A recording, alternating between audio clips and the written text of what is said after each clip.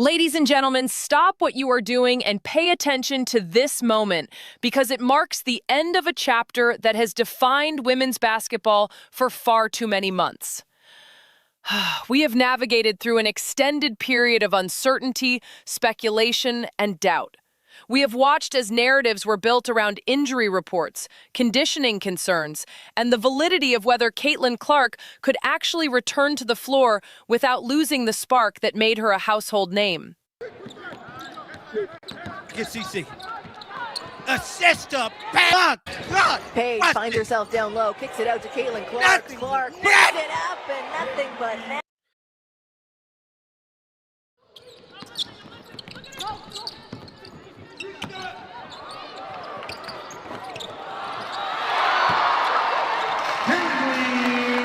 That chapter is closed. It has been burned down, and the ashes are settling into a truth that can no longer be ignored. The clock has struck midnight on the skepticism, and what emerged from the court was not just a return, but a reclamation. For weeks, the narrative machine churned with different tangibles, each one suggesting a different outcome. Was she ready? Would the rust settle too deep? Could she maintain her dominance without months of rhythm? All of those debates, every single one of them, are officially over. They are history. We can put them to bed permanently because the evidence presented before our eyes yesterday proved one singular, undeniable point. The GOAT is back. It's to understand that this is not a minor milestone. It is a monumental shift in the landscape of the sport. Now, we need to strip away the emotion for a moment and look strictly at the statistics, because numbers do not lie and they rarely exaggerate unless the circumstances warrant it. When Caitlin Clark stepped onto that floor, the clock started ticking. By the 9-minute mark, the box score already reflected a level of activity that would typically accumulate in a quarter of actual competition. She had 8 points and 8 assists. 8 assists in less than 10 minutes of action. This is not just efficient, it is surgical. It is the kind of distribution that requires sightlines most defenders cannot perceive until the pass has already left their hands. It suggests a cerebral activation that happens instantaneously. It suggests a mind that has not lost its edge despite the layoff since July. By the time the contest concluded, the stat line told a story of total domination. 17 points, 12 assists, a clean double-double that validates the hype without requiring qualification. 4 out of 5 from three-point range, 5 for 5 from the free throw line. Do not tell me that this is the performance of someone shaking off cobwebs.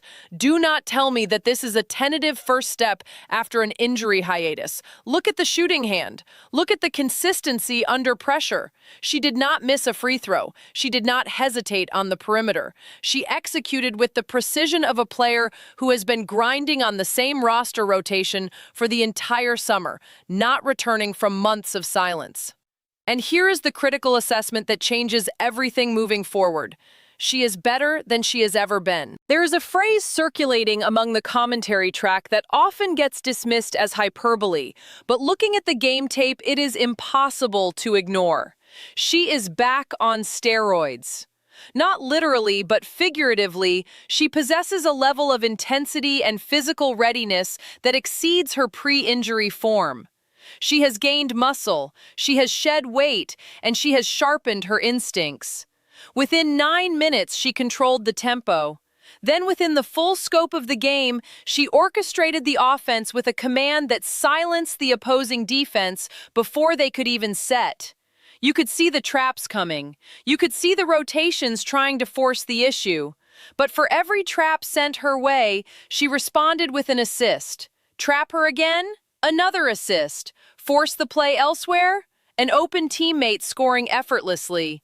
It is a feedback loop of destruction. However, the tactical analysis requires more depth than just the raw scoring totals, because there is a nuance here regarding how she operates within the system that dictates her success. We heard the initial assessment that she plays better off the ball, that she cuts, she moves, she creates space without holding the possession. And there is truth to that perspective. The spacing opens up, the defense collapses, creating lanes. But as we watched closer, as the seconds ticked and the rhythm stabilized, a correction became necessary. Caitlin Clark looked better with the ball in her hands. Give the ball to Caitlin and let her do what she does best, and watch what happens. This is not a contradiction, it is an evolution. It means that when given the agency to initiate, she becomes even more dangerous than when simply moving without the leather. This realization puts immense pressure on the coaching staff, specifically Stephanie White. We need to have a very serious conversation about the hot seat situation. Oh my God, she is in trouble. Why? Because the personnel choices surrounding Clark must change immediately. The current configuration has potential, but it is missing the critical components required to unlock the ceiling that was demonstrated yesterday. Kayla needs more shooters. She needs people that can go out there and score when she gets the ball inside. But it goes deeper than just hitting threes. She needs players with basketball IQ, people who understand spacing, timing, and defensive reads. Without them, Clark remains isolated in pockets where the help comes too fast. We saw flashes of what works. Her and Paige look sensational. Hell, Caitlin and Angel look like a damn me double-team duo out of this world. When these pairs operate together, the defensive calculus breaks down. You cannot cheat toward the driving lane because the passer is waiting on the wing. You cannot switch on the post because the cutter is slicing through. It is a symbiotic relationship. But what about the rest of the roster? The script highlights specific names that demand consideration. I do not want to hear about Kelsey Mitchell. I do not want to hear about Asia Wilson. I do not want to hear about Kelsey Ryan Howard, Chelsea Gray, nobody but Caitlin Clark. The implication here is stark. It suggests that the current support cast is insufficient for the burden being placed on the shoulders of the star. The Fever need to try to get Ryan Howard. There is a genuine connection there. Another Ryan Howard is actually better than Kelsey Mitchell. This is a bold statement, but the on-court chemistry displayed today supports the priority. If the goal is to maximize the product on the floor, if the goal is to capitalize on the momentum generated by this exhibition fight, then the roster construction must reflect the talent level of the player leading the charge. The front office needs to move aggressively. They cannot sit idle. They cannot wait for things to fall into place. They must buy an expedited ticket to the first Damn Me Fever game in spirit, if not in person. We need to see this in person because the atmosphere changed after seeing this game. But we must also address the competitive context. Today, they beat the brains out of Senegal. Now, granted, they was trash. This was a good old exhibition fight. One cannot simply dismiss the level of opposition, but one cannot let it diminish the performance either. You do not need to defeat an NBA champion to prove you are elite. You only need to demonstrate mastery over the environment you are in. The defense tried to disrupt the flow. They tried to impose a physicality that would slow the tempo. Clark responded by increasing the pace. She ran rings around these girls. She run rings. That is not a statistic you can find in a standard spreadsheet.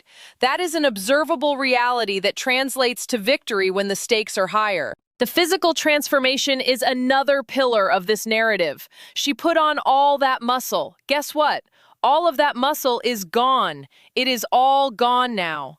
This is not literal removal, it is functional shedding of dead weight. She has streamlined her body to suit the demands of modern play. This allows her to maintain speed and agility while still handling contact. The result is visible in the contact she absorbs without losing balance. It is visible in the strength required to drive through traffic. This is vengeance. It is not just returning to play, it is returning to dominate. It is a calculated message to the rest of the league that the window for complacency has closed. And let us talk about the fans. People went all the way off. Porto go see the return of the GOAT. I mean, look, people showed up with Iowa gear on. Iowa jerseys. The economic impact is immediate and tangible. When a player draws crowds like this, the value proposition of the league shifts. The WNBA needs to recognize that this is a generational opportunity. The only thing we have to worry about now is the WNBA giving us Caitlin Clark back for the 2026 season. The worry is not about fitness. The worry is about contract security. The worry is about ensuring that the infrastructure remains intact. Y'all better sign whatever damn proposal they got ready for y'all to sign because Caitlin Clark needs to play. I don't give a damn. Just figure it out. If the revenue drops, so be it. The argument that they want 0% revenue is hyperbolic, but the underlying principle stands. Give us some Caitlin Clark basketball. I don't care how you do it. Housing aside, figure it out. We need more Caitlin Clark basketball. We need it back. It is that simple. The product drives the interest. The interest drives the revenue. If the product is compromised, the revenue vanishes. Caitlin Clark is the engine. The Ferraris owned by the Players Union might be nice, but without the engine, the car is stationary. The same logic applies here. Without Clark on the floor, the spectacle loses its core. Let us analyze the psychological impact on the opposition. When she runs rings around these girls, the defense becomes reactive. They are playing catch-up to her movement. They are reacting to her passes. They are guessing her decisions. A defender cannot think strategically if the offensive operator is 2 steps ahead. This creates a cascade effect. Teammates feel empowered because they trust the distributor. Opponents feel frustrated because they cannot solve the puzzle. This psychological edge is often undervalued in traditional scouting reports. Yet it is the difference between winning a quarter and winning a game. She killed all the debate. Killing. That verb is accurate. It was not a discussion anymore. It was an execution. Furthermore, the passing ability deserves special attention. She was passing out assists like stimulus check. Watch CC. Look at this. Boom. Bang. Assist. She was a pass, bro. This is the kind of vision that defines a Hall of Fame career. Every pass was intended. Every decision had purpose. There was no wasted motion. She knew who was open before they even cut. This implies an intelligence level that transcends physical skill. It requires practice, study, and experience, none of which she could have accumulated during her time away from the game. Therefore, the skills remained sharp, the vision remained sharp, the confidence remained absolute. We also have to consider the implications for the playoff push. When the stakes are higher, when the noise is louder, when the pressure is heavier, does Clark crumble or rise? The answer to that question lies in today's performance. She did not blink. She did not waver. She shot the ball with aggression. She passed with confidence. She defended the perimeter with intent. This indicates that the mental fortitude matches the physical readiness. The fear of re-injury did not manifest. The hesitation did not appear. She looked like she expected to be there. She looked like she belonged there. She looked like she owned there. The comparison to historical figures is inevitable. Is she better than she